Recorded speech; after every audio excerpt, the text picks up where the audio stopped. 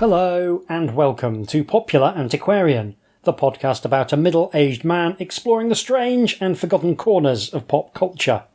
That middle-aged man is me, Hieronymus J. Doom, and this is another instalment in our deep dive into Mystic Knights of Tir na Nog, the fantasy adventure series by the makers of Mighty Morphin Power Rangers set in pretend Ireland.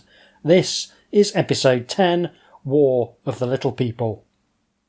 At the end of the last episode, we finally had all our ducks in a row with regard to the format. The four Mystic Knights, Rowan, Ivar, Deirdre and Angus, have their magical weapons, their magical armour, the power to summon a massive dragon, and Rowan has been revealed to be the legendary warrior Draganta by virtue of having a birthmark which looks like the logo of an alternative rock band that has given up on life. We have very much established what I think is going to be the new normal for at least a few episodes, and that gives the writers a chance to show us what a basic episode of the show might look like. Before we dive into the specific plot, there's a few things to note in terms of what the episode tells us about what we can expect going forwards.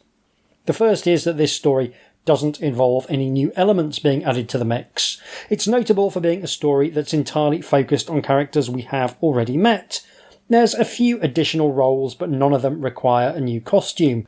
There's a couple of elves and other little people, as well as a speaking role for a pair of Kell soldiers, but it's very clear that some expense has been spared when writing this episode. What we get is the core cast and a familiar selection of supporting players all dicking about on sets or locations that we've seen before. I think this is one of the things that added to my enjoyment of the episode. One of the things I like about TV is being able to watch the budget of individual episodes ebb and flow. You can lay on the odd battle scene and a big CGI dragon, but if that means the episode goes over budget, you're going to have to do something cheaper to balance the books, and that can be where the writing gets most interesting, because you have to find a way to make those episodes as compelling as the big action stuff. I think Game of Thrones, for example, was a much better show when they didn't have the money to do much more than have people talk to each other in rooms and sometimes get naked. There's a great early Doctor Who serial called Edge of Destruction, which was shot on an absolute shoestring when it became apparent that they might need a 2-part story to run if the show wasn't renewed past the originally agreed 13 episodes. There was very little extra money, so they did a bottle story set entirely aboard the TARDIS and featuring only the members of the core cast. I'm a big believer in the power of constraints to unlock creativity. What we get with War of the Little People is something that has an absolutely great premise which sets up a perilous situation and then kind of fluffs the landing like one of those marathon runners playing to the crowd as they approach the finish line, only to trip over so badly they end up with a foot as an internal organ. Eschewing the traditional battle opening, this episode goes for something a bit more intriguing, as we observe one of the bogies, the rather obnoxious hunchback fairies, creeping up to a tree and rapping upon it. A face appears on the side of the tree and demands the password. I've listened to the bogey's reply about 100 times, and I'm still 90% sure that the password is UNICEF.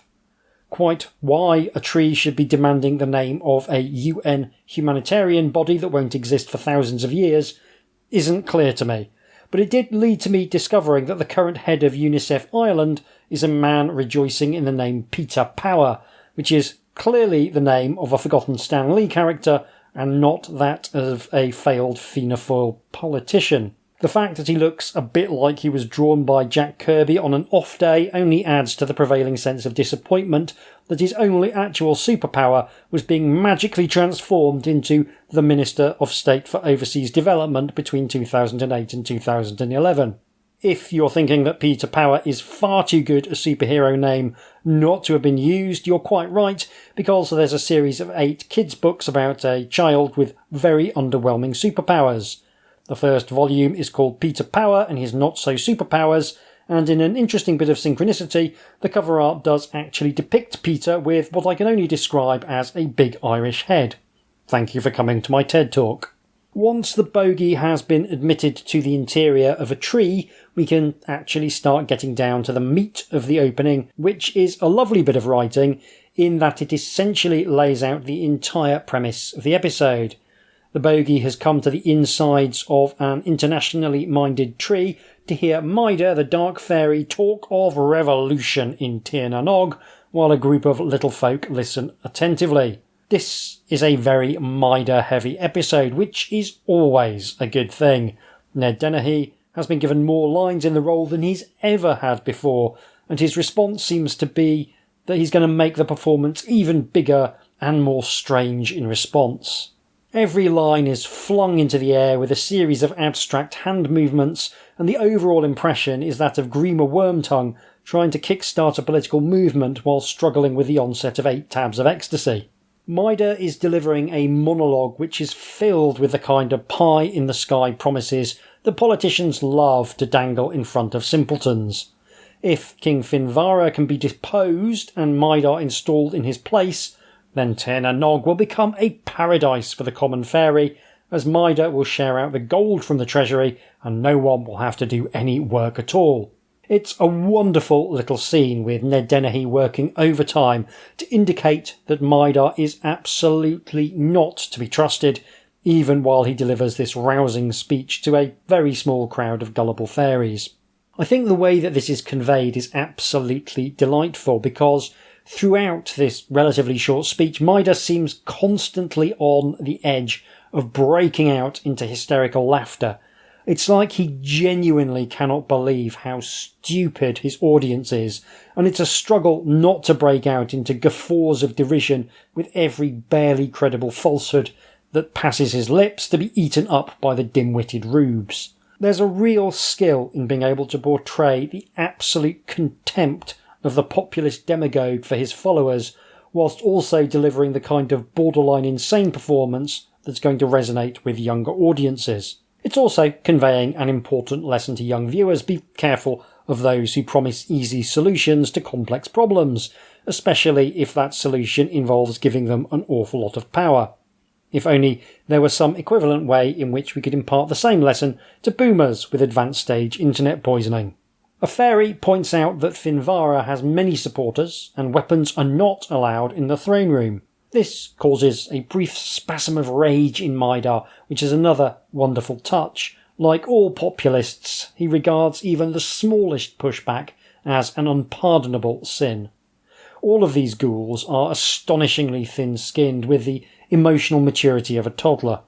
Once he's calmed himself down, he explains that he'll be able to call in all the help he needs from Queen Maeve, who is deeply indebted to him for all his help in getting her arse repeatedly handed to her by a group of teenagers.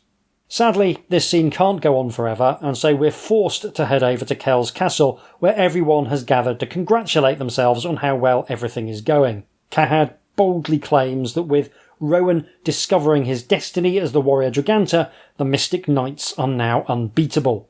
Everyone is high on the smell of their own farts, but Rowan does sound a note of caution, reminding the assembled group that knowing your destiny and fulfilling it are two very different things. Regardless of his efforts to harsh the collective buzz, there's a general feeling that Queen Maeve is now in a bad situation and will have no choice but to surrender. Accordingly, the fairy Aideen is dispatched to Queen Maeve to open negotiations, which has the added bonus of meaning she's not hanging around the court, dribbling over Rowan like a horny pigeon.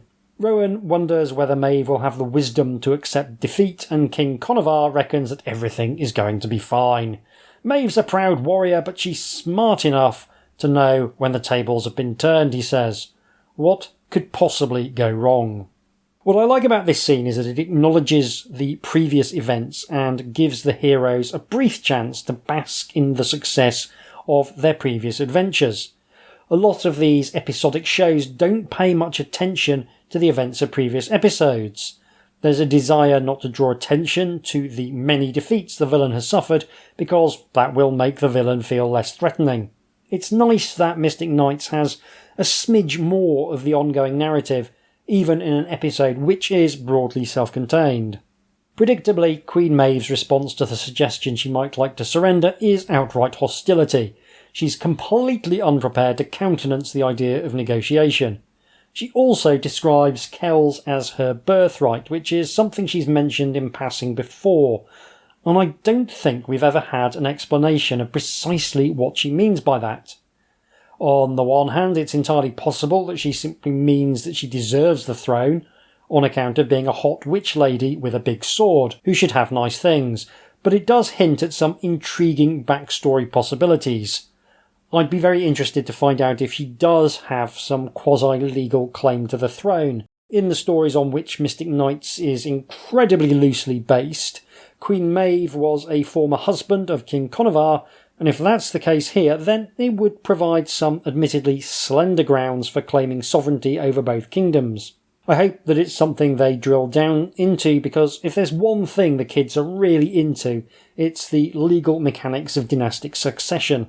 Once Aideen has been sent back to Kells, Maeve's lackey General Talk raises the uncomfortable question of what practical alternatives might look like. Normally, I suspect the answer would be to summon some kind of terrible CGI monster, but the budget won't stretch to that this week, so Maeve mutters something about petitioning Mida for aid. That is the cue for Mida to pop up and remind Maeve that she still owes him for the previous services rendered, and he is calling in the debt.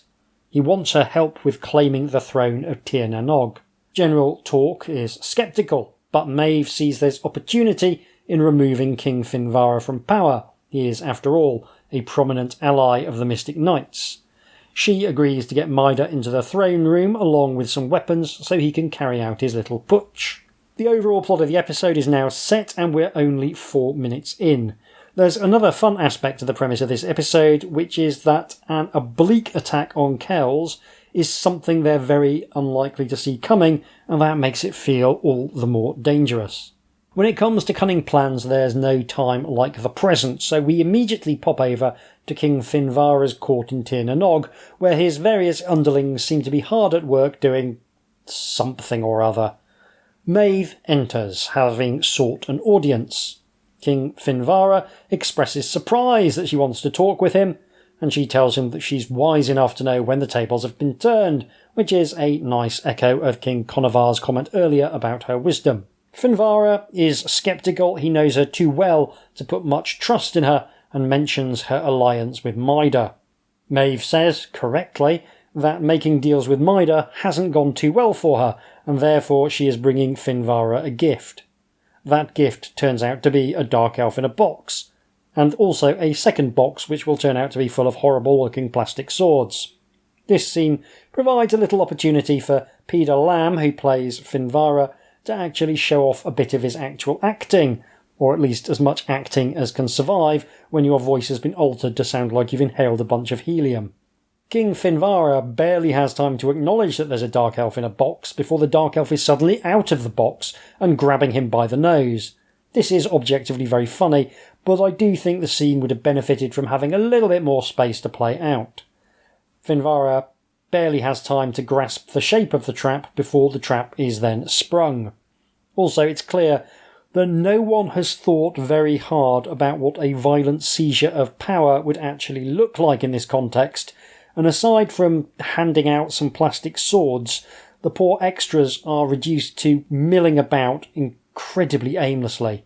Also, it's really hard to sell the idea of a violent seizure of power when those engaging in said violent seizure of power are mostly dressed as garden gnomes. Violence and being dressed as a garden gnome are uncomfortable bedfellows at best. There's moments where I think you can get away with it. I think we'd all enjoy seeing a woman dressed as a garden gnome beating the shit out of a Nazi, for instance, possibly to an inappropriate degree in some cases.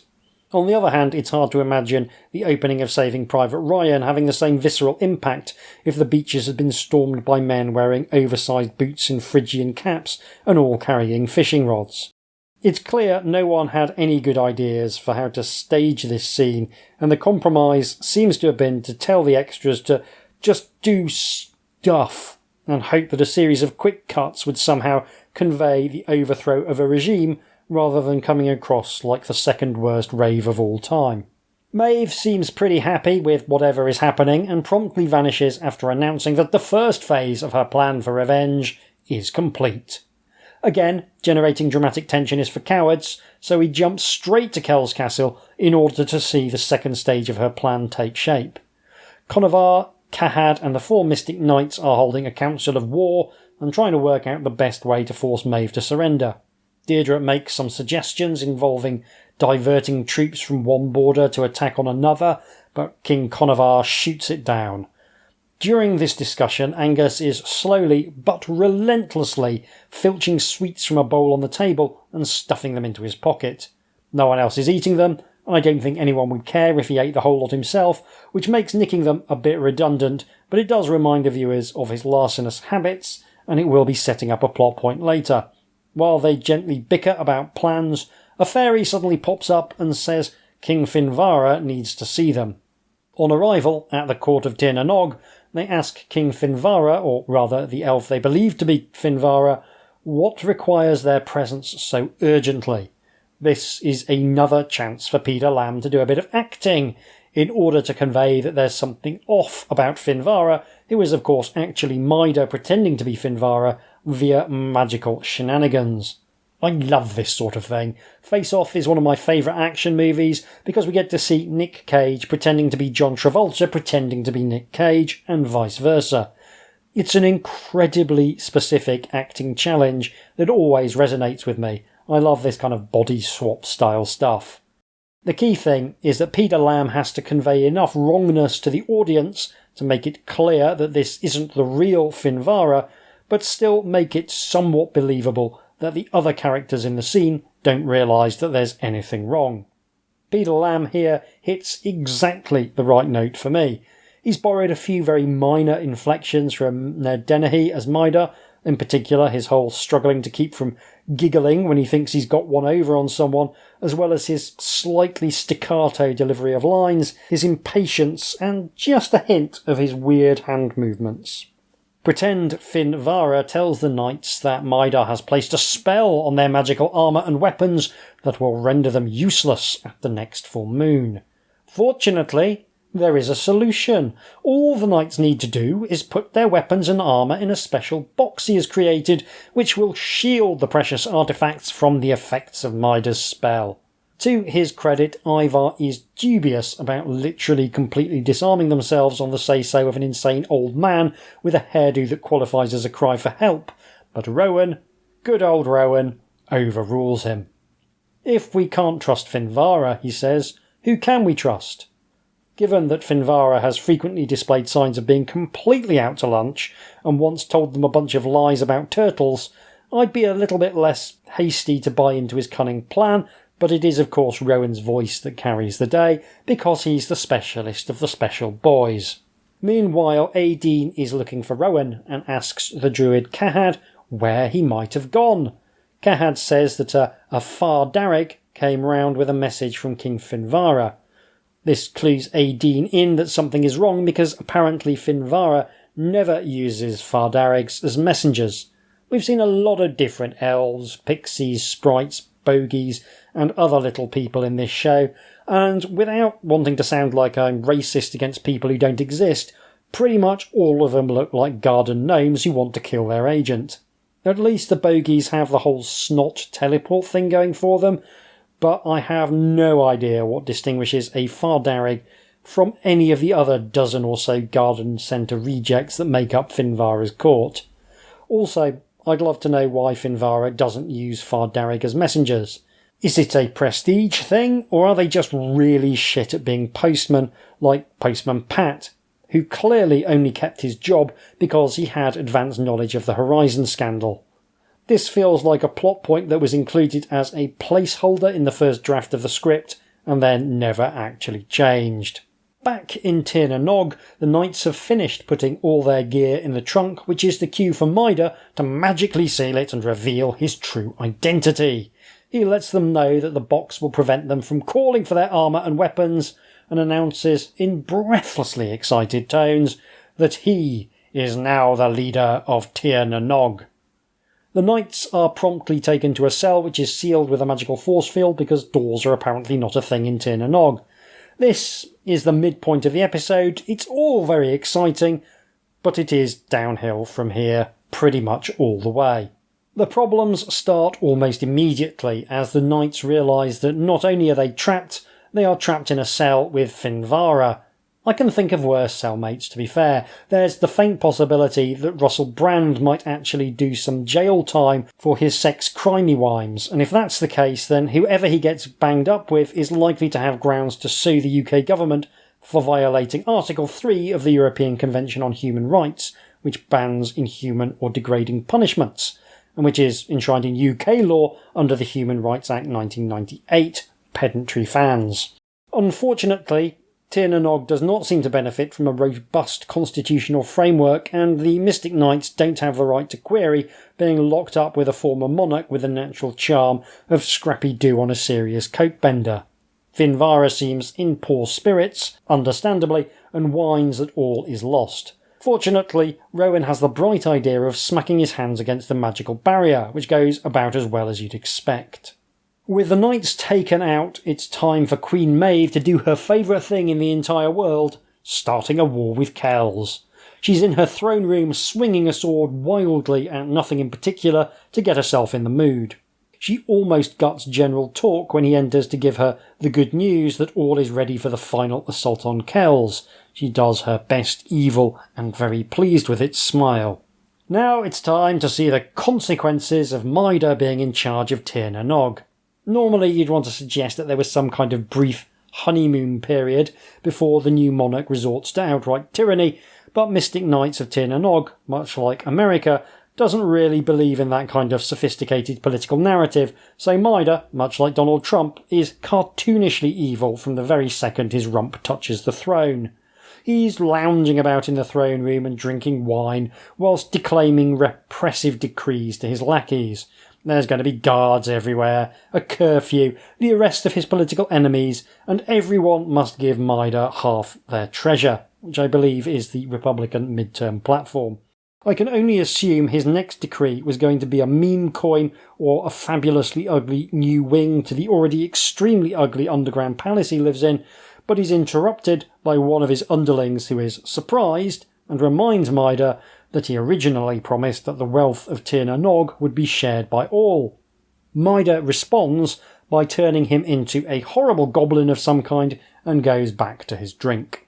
I realise this episode has had a fair few tangents, but it's not really clear why anyone in Tir na Nog needs or wants gold other than as some kind of vague status symbol. There really doesn't seem to be anything to spend gold on in the Underground Kingdom. What are the various fairies hoping access to gold will accomplish? They will still live in an underground realm that has all the rustic appeal and bucolic charm of Bedford bus station on a wet Wednesday night in February. No one seems to have anything that even resembles a proper job anyway. Is it just the irrational urge to own something that everyone has decided has value, like those shiny stickers of footballers that everyone I know collected in the 80s?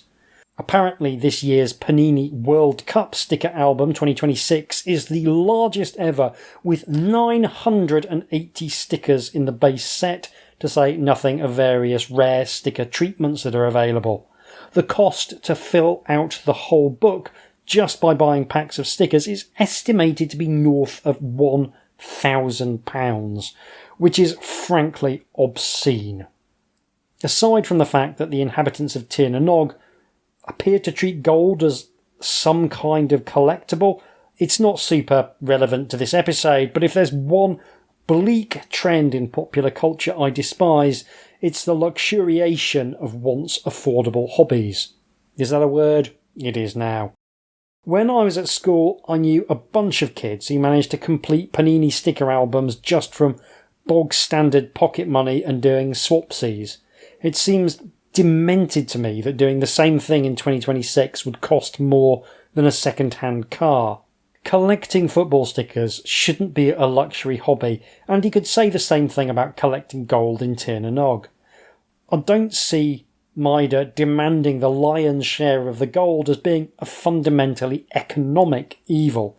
It's less about buying power and more about the shallow desire to have the best collection in all of Tir na Nog. You can draw parallels between Maida getting everyone to give him gold and Elon Musk paying someone to play Path of Exile 2 for him, so that he can brag about being really good at a game he literally isn't playing.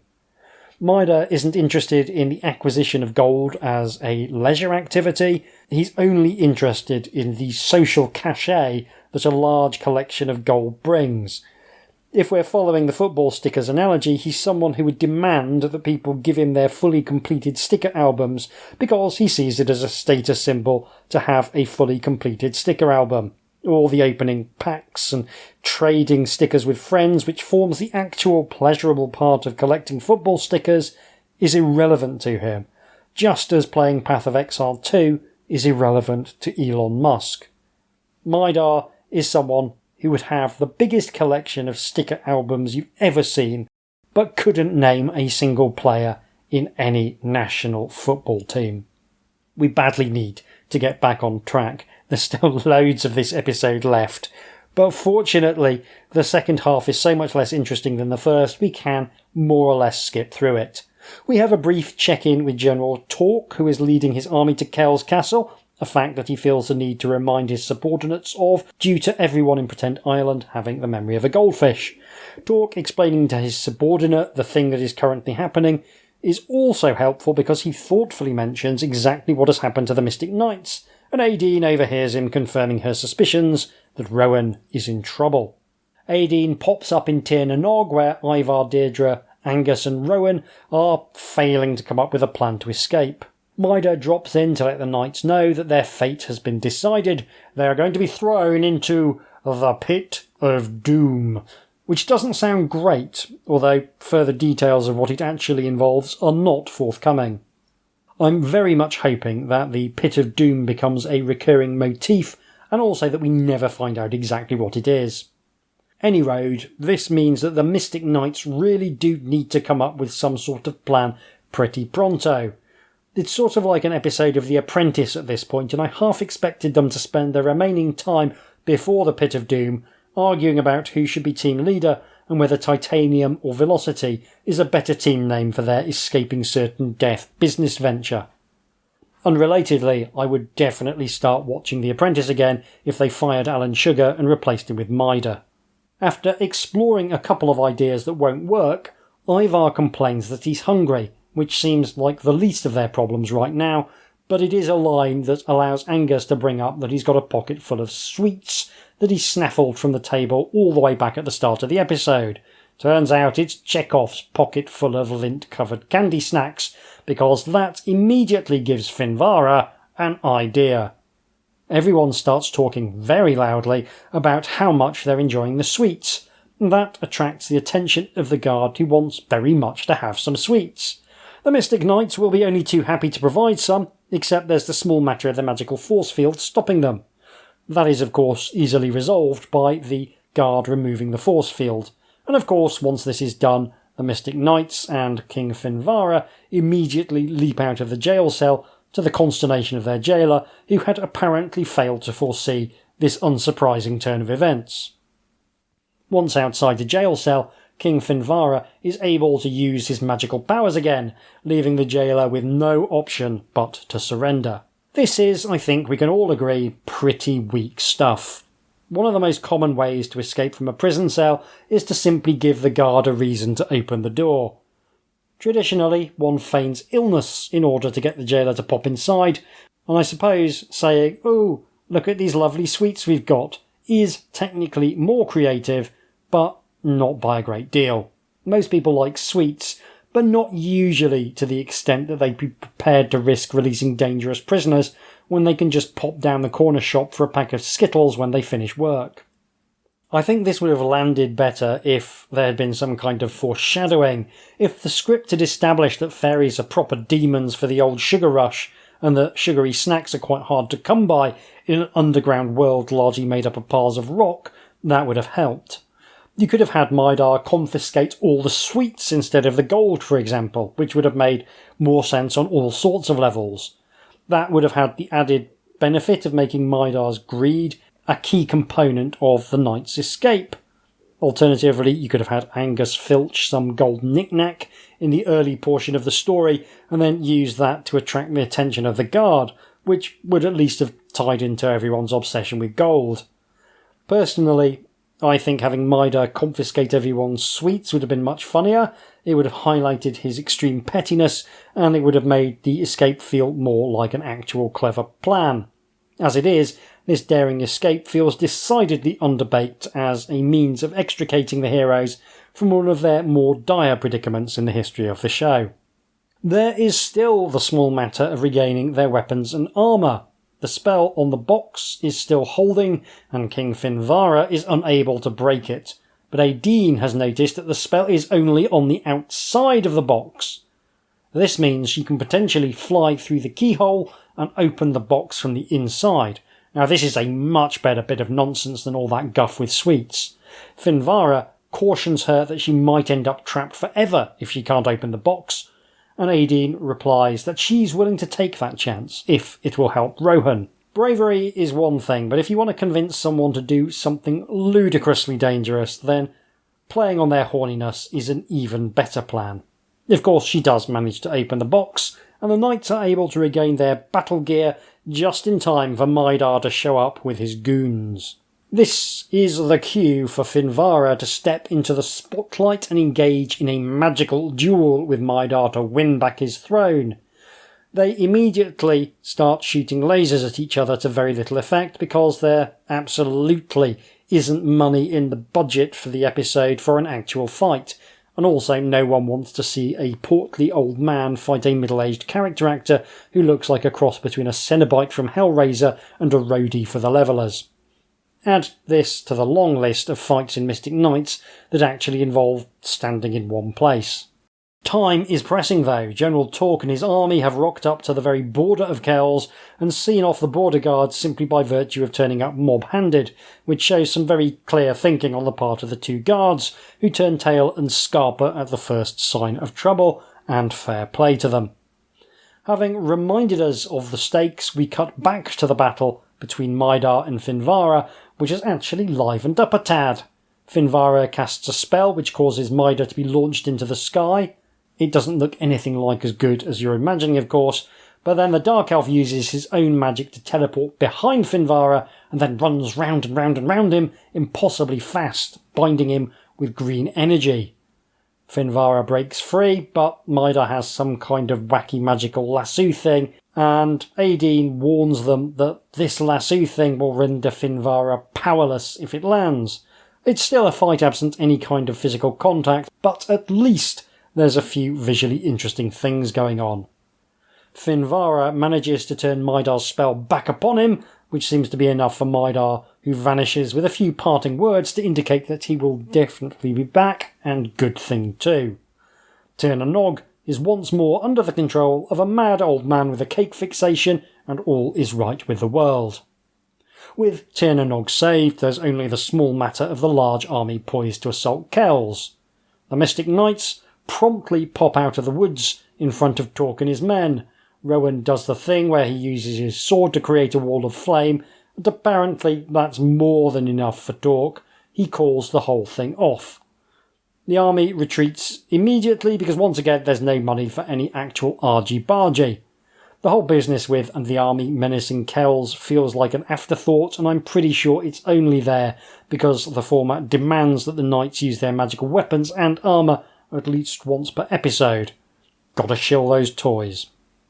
With Kells once again saved, the knights return to Tir na Nog. Apparently the lesson of the episode is never to give up your magical weapons and armour. Yeah, sure, whatever.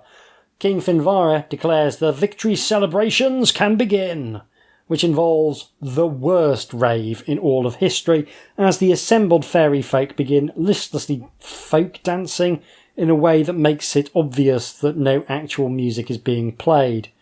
They're just sort of gyrating round in miserable circles, out of time with each other, as if someone put on Come On Eileen at half speed. I've seen more lively celebrations at care homes for people living with incurable laziness. It's certainly not doing anything to dispel the notion that Tir na Nog is an absolute hellhole with all the cultural depth of a Reddit thread about different brands of paper towel. With that, the episode, and indeed this episode, is finally over. Truth to tell, There's quite a lot I liked about this one. I very much enjoyed Mydar taking centre stage. She's clearly the best character in the show, and I found Finvara much more appealing when he's actually got something to do beyond dishing out advice that ranges from obvious to palpably insane. The Mystic Knights themselves are kind of supporting players in the drama, but that's okay too. It's nice to flesh out some of the rest of the cast. Aideen gets a moment to shine, which actually makes sense. Certainly more sense than all that business with the bucket. On the downside, it's clear that budgetary constraints hamstrung the second half. The inability to shoot any actual action means that, having created an intriguing setup, the resolution is just a damp squib. I mentioned at the start that constraints can breed creativity, but they also tend to make it fairly obvious when that creativity has failed. If you had the same broad structure but padded the end with a couple of decent action scenes, it would have papered over some of the weaknesses in the script. Still, it's nice to see how the show handles a one-and-done episode, and there's definitely some promise for future episodes if they can manage to feel a little bit less skinflint in the staging. That is all for this time. I hope you'll join me again soon when we'll be watching episode 11, Dragon's Fury, and offering probably far too many thoughts on it. I imagine that will see the return of Pyre, who has been notably absent from the storyline. Don't forget, you can keep these episodes coming and keep them ad-free for all by going to patreon.com/HJDoom and pledging as little as a single English pound to support my nonsense. I need to thank patron Rich this episode, who has very kindly increased his pledge, which should go some way towards paying for the therapy I'm going to need by the end of this deep dive. Thank you so much to Rich, and indeed all my patrons. Your support is deeply appreciated. You can get in touch with me by email on hjdoomretrofun, all one word, @gmail.com, or by following me on Blue Sky. This has been a production of Doom Industries. Thank you very much for listening. Take care, and I'll see you soon.